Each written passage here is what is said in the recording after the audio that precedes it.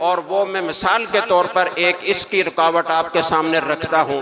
दारुल देवबंद में कुछ हालात तब्दील हुए, आपस में कुछ पता नहीं अवाम के सामने इसको जिक्र करना मुनासिब है या नहीं है, लेकिन नतीजा उसका यह निकला कि हज़रत मौलाना शब्बीर अहमद उस्मानी रहमतुल्लाह अलैह को बांग्लादेश से दारुल देवबंद के मखसूस हालात की वजह से बुलाया गया और उनको सदर मुदर्रिस और शेखुल हदीस बनाकर यहाँ रखा गया। तो वो जो निज़ाम उन्होंने बनाया था, जिसको वो अब लेकर आगे चलना चाहते थे, वो आगे नहीं बढ़ सका। इसी तरह की 20 कोशिशें हुई हैं और ये तफसील तारीख़ दारुल नदवतुल उलमा में और तारीख़ दारुल देवबंद में, उलमाए हिंद के शानदार माजी में और दूसरी कुतुब तारीख़ में मिलती हैं कि किस किस ज़माने में हज़रत शेखुल हिंद रहमतुल्लाह अलैह ने क्या क्या कोशिशें की। एक आखिरी बात करके मैं अपनी बात ख़त्म करता हूँ। कुछ साल पहले अल बलाग में कारी मोहम्मद तैयब कासमी रहमतुल्लाह अलैह, जो हज़रत मौलाना कासिम नानोतवी रहमतुल्लाह अलैह के पोते हैं और जो दारुल देवबंद के 50 साल से ज़्यादा अरसे तक मुहतमिम रहे हैं, 1394-95 में हज़रत मौलाना महमूद अशरफ उस्मानी दामत बरकातुहुम, जो दारुल कराची के किबार मुफ्तियान कराम में से हैं, उन्होंने मक्का मुकर्रमा में या मदीना मुनव्वरा में उनसे एक इंटरव्यू किया, बहुत सारे सवालात किए। उन सवालात के जवाबात देते हुए हज़रत कारी मोहम्मद तैयब साहब रहमहुल्लाह ताला ने फरमाया कि मैं जब अफ़गानिस्तान गया तो अफ़गानिस्तान के बादशाह और मेरे दरमियान एक मुआहदा हुआ।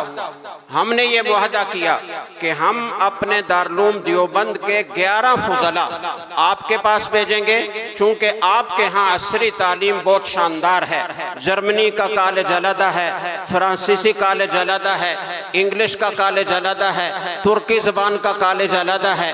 हमारे उलमा को जहाँ असरी उलूम की ज़रूरत है, वहाँ इन ज़बानों के सीखने की भी ज़रूरत है। हम अपने उलमा 11 आपके पास भेजेंगे जो यहाँ असरी उलूम सीखेंगे और ये मुख्तलिफ ज़बानें सीखेंगे और वापस आकर फिर अपने माशरे में और पूरी दुनिया में अल्लाह के पैगाम को आम करने के लिए अपनी सलाहियतें सर्फ करेंगे। और आप अपने 11 ग्रेजुएट्स हमारे पास दारुल देवबंद भेजेंगे जिन्होंने असरी उलूम की तकमील कर रखी होगी, हम उन्हें दीनी उलूम सिखाएंगे। इस तरीके से दीनी और दुनियावी उलूम का इम्तिजाज होगा, यके बाद दीगरे ही सही। तो उससे जो अफराद तैयार होंगे वो इस वक्त की दुनिया के तकाज़ों को समझने वाले होंगे, उसके लबो लहजे से वाकिफ़ होंगे, उसकी ज़बान से वाकिफ़ होंगे, उसके उसलूब से वाकिफ़ होंगे, उसकी नफ्सियात से वाकिफ़ होंगे। वो अल्लाह के पैगाम को जिस मुअस्सिर अंदाज से पहुँचा सकेंगे वो दूसरे नहीं पहुँचा सकते। ये कोशिशें हमारे अकाबिर की चलती रही हैं। इसकी एक लंबी फहरिस्त मेरे जहन में है, लेकिन चूंकि वक्त थोड़ा है मैं इसी पर इक्तफा करता हूं और अपने इन नौजवान फुजला से ये गुजारिश करना चाहता हूं कि वो जब अमली मैदान में कदम रखें तो उससे पहले अपने अंदर ये सलाहियतें पैदा करने की कोशिश करें जिससे आपको माशरे की समझ आए, आपको माशरे के तकाज़ों का इल्म हो, उन तकाज़ों का फ़हम हासिल करके उनको पूरा करने की सलाहियत अपने अंदर पैदा करें। अभी आप नौजवान हैं, अभी बहुत कुछ सीख सकते हैं और उलमा और अरबाब इख्तियार से मेरी गुजारिश है कि वो अपने पूरे निज़ाम तालीम पर गौर फरमाएं। वफाकुल मदारिस अल अरबिया ने अल्हम्दुलिल्लाह ये तय कर लिया है कि अब मैट्रिक तक की तालीम हमारे निज़ाम का लाजमी हिस्सा होगी। मैं उम्मीद करता हूँ कि हमारे उलमा इस पर मज़ीद गौर करेंगे और मैट्रिक तो बहुत ही थोड़ी सी तालीम है, इसको आगे बढ़ाएंगे। हमारा आलिम किसी से कम नहीं है, उसके अंदर अल्लाह ने उलूम दीनिया कुरान और सुन्नत की बरकत से वो सलाहियत पैदा कर रखी है कि वो दुनिया का हर इल्म सीख सकता है।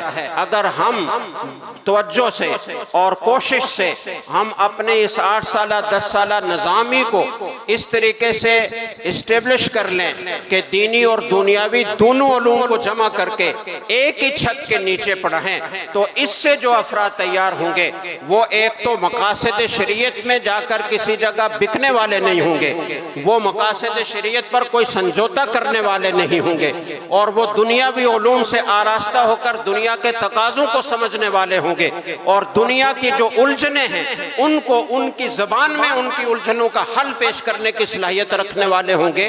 तो उनसे जो फ़ायदा होगा वो उसके बगैर नहीं हो सकता, और ये अमलन मुमकिन है, सदियों तक होता रहा है, और हमारे अकाबिर ने इस पर बार बार गौर किया, इसके लिए मशवरे किए, इसके लिए इक़दामात किए।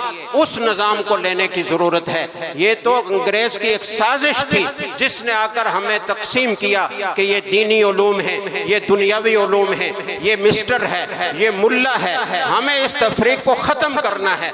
जब तक आप इसको ख़त्म करने की सही नहीं फरमाएंगे आप आगे नहीं बढ़ सकेंगे। आप अपने मुल्क में ना तो दीनी निज़ाम के नफाज में पेशकदमी कर सकते हैं, ना दुनियावी तरक्की में पेशकदमी कर सकते हैं। अल्लाह हमें फ़हम सलीम अता फरमाए, और जो वक्त का तकाजा है उसे समझ कर उसे पूरा करने के लिए अपनी सलाहियतें निशावर करने की तौफीक अता फरमाए। व आखिर दावाना अनिल हम्दुलिल्लाहि रब्बिल आलमीन।